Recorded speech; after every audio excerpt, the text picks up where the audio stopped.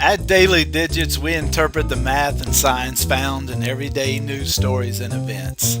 Hi, I'm Johnny Duke, your host. Let's get started.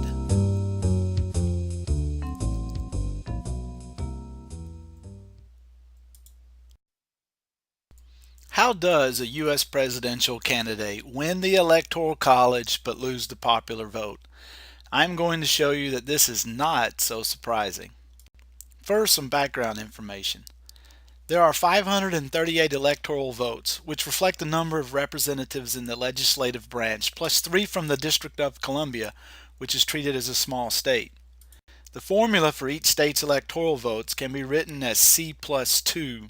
Every state and the District of Columbia would have at least one congressional district, the C, and every state has exactly 2 senators. The number of congressional districts can never change, but the number of people represented by each congressional district rises as the population of the nation increases. This means that the number of people represented by each electoral vote increases in the larger states and their power is diluted out slightly.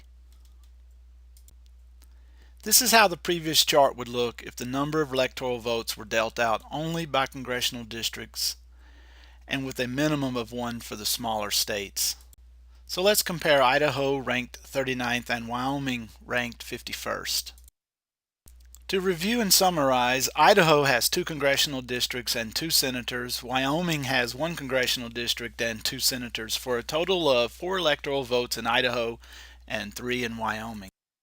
If candidate A wins Idaho by a small margin, say 51 to 49%, and candidate B wins Wyoming by a large margin, say 60% to 40%, candidate A leads in the Electoral College by 33%, yet candidate B leads in the popular vote by 9%.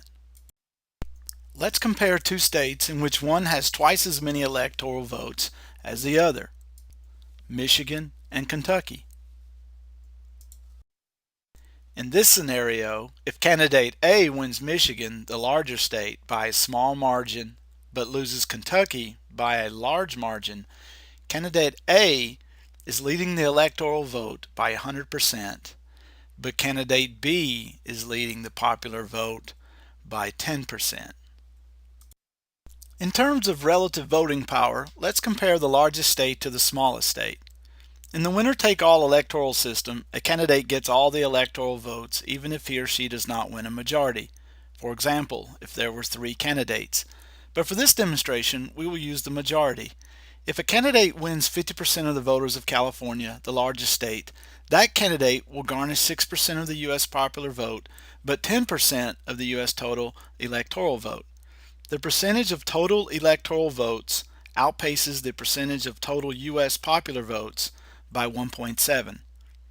In the smallest state, Wyoming, a candidate who squeaks out the popular vote wins relatively more electoral votes as compared to national popular vote totals by more than 6 to 1. In summary, I have shown you with voting power ratios how electoral votes will outpace popular votes in close elections.